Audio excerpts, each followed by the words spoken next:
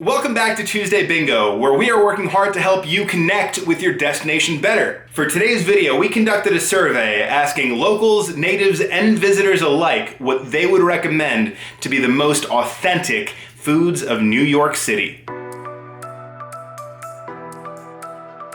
Starting off our list, the number 10 spot goes to a store and a sandwich. The New York City Bodega is very popular for their bacon, egg, and cheese breakfast sandwiches. These small grocery store markets are New York City's version of a convenience store, and they're frequently located on street corners throughout the entire city. I think between the abundance of these bodegas, their frequency, and the fact that they're making these sandwiches fresh really helped put the bacon, egg, and cheese on the map as a staple for the on-the-go breakfast for the fast-paced Manhattan mornings. The bacon, egg, and cheese, or BEC, is comprised of a couple slices of bacon, scrambled or over hard eggs, and a couple slices of American cheese that are sandwiched between a local bagel or a hard roll.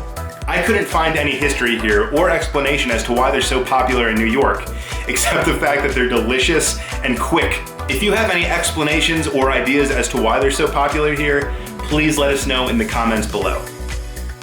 Number 9 goes to the egg cream. The egg cream is a cold beverage that's comprised of soda water, milk, and a flavored syrup, usually chocolate or vanilla. And those are the only ingredients. There's neither egg nor cream in the recipe. Taste-wise, think of a carbonated chocolate milk. Mix the milk and the syrup and then top it off with some of the soda water. If done right, you'll be left with a foam head on the top of the glass, similar to the foam produced after pouring a brewski. So why is it called an egg cream if there's no egg or cream in the recipe? I'm glad you asked, but to be honest, nobody really knows. History here is a little blurry. Some say this recipe of the milk, soda water, and syrup is a more economical version of a drink that used to exist that had both egg and cream in it. My prediction is that the milk replaced the cream and the soda water replaced the egg. Have you ever had a cocktail that had egg white in it? If you have, you might remember that creamy foam head that's produced if shaken properly.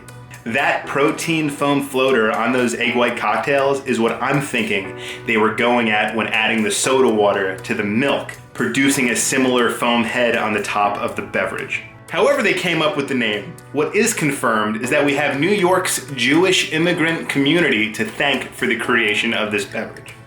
The number 8 spot goes to the New York strip steak. This piece of beef comes from the short loin region of the cow bod.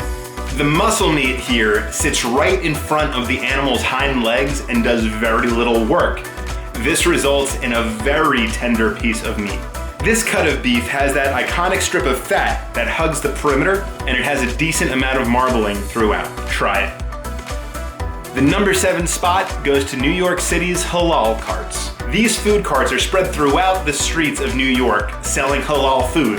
This type of food is derivative of the Arab nations, specifically along the Mediterranean Sea. Generally, they're cooking up lamb gyro, chicken, rice, and serving some salads. But to accompany these foods, New Yorkers go crazy over 2 different kinds of sauces that these carts put out. A red sauce called harissa and a white sauce called zabadi. I hope I'm pronouncing that right. The red harissa is pepper-based, while the white zabadi is yogurt-based. When you think harissa, think sweet, spicy, smoky, garlic, lemon. And when you think zabadi, think cooling cucumber, yogurt, garlic. The history here is a little blurry, but it's also pretty recent. It all started in the 1990s when the Halal Guys food cart stopped selling hot dogs and started selling their halal food instead. And it was a hit. It became very popular. Today, these halal food trucks rival the hot dog cart, possibly outnumbering the amount of franks found on the street. The number 6 spot goes to the New York cheesecake. The main attraction here is the rich, velvety, sweetened cream cheese filling that the dessert is famous for. Cream cheese, sugar, eggs, and sour cream make up the bulk of this dessert, and this mixture sits on top of a graham cracker crust. But one might say, what the heck? There's no cake in this cheesecake. That's because it's not a cake. It's technically a tart, an open pastry case containing a filling. This tart can also be flavored with numerous options. Vanilla, lemon, pumpkin in the fall time. Keep it plain, keep it traditional, maybe top it with some whipped cream or some berries. History here is also pretty simple.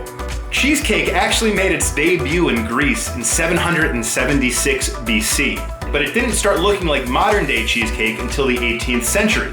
New York-style cheesecake really became popular after a German immigrant attended a party. He was served a cheese pie, was enamored by it, went back home and started experimenting, eventually creating what we know now as the New York cheesecake. Did curiosity kill the cat? It's more like curiosity created cheesecake. Number 5 goes to Americanized Chinese food. New York was a hotspot for many immigrants, including the Chinese. Upon arrival, these Chinese immigrants stuck together, unknowingly starting what we know now as Chinatown. Many of the Chinese sought after jobs in the mines or the railroads, but many opened up restaurants and cooked for work. But there was a little bit of a problem. Not only were the ingredients different from what they were used to in China, but the taste buds of the American eaters were also different. Due to the lack of Chinese resources and a need to make money, Chinese cooks made new recipes that not only kept their families financially afloat, but also paid homage to their heritage. Now, New York is also the birthplace for photo-based food menus. It's also the place that popularized food delivery. And yes, we have Chinese restaurants to thank for both of these things. Some plates that one might encounter at a New York Chinese restaurant include sesame chicken, battered chicken that's been deep fried and dressed in a sweet, spicy, soy sugar-based sauce. Then there's chop suey, a thick bean sprout mixture that's held together by a thick soy sauce gravy. And we can't forget about that crab rangoon, deep fried wontons that are stuffed with an imitation crab cream cheese mixture. Gotta love some Chinese food. Number 4 goes to the hot dog. Originating in North Central Europe, a hot dog is a sausage placed between a partially sliced bun. Frankfurters are the sausage of choice here, being stuffed with beef, paprika, garlic, and some good old preservatives. And although many cities throughout the United States claim to have the best dogs, toppings are really what sets them apart. The classic New York hot dog is and should be topped with spicy brown mustard, sauerkraut, and/or onions. If you don't like it, learn to love it. While walking through the city's bustling streets, it shouldn't be too difficult to scout one of these out. Hot dogs are common street fare in New York City, and you might hear them referred to as dirty water dogs. This is because the hot dog carts that you buy them from cook and keep the sausages warm in hot water. Now, the name dog has been used since the 1800s in Central European regions that may have used dog to stuff their sausages. Obviously, eating dog here in the United States is frowned upon, but let's back up for a second. Now, do you think anybody would willingly eat Fido? If I had to guess, I think this might have been out of desperation. But from what I can find, the term hot dog was first used in the 1890s by a number of publications right here in New York.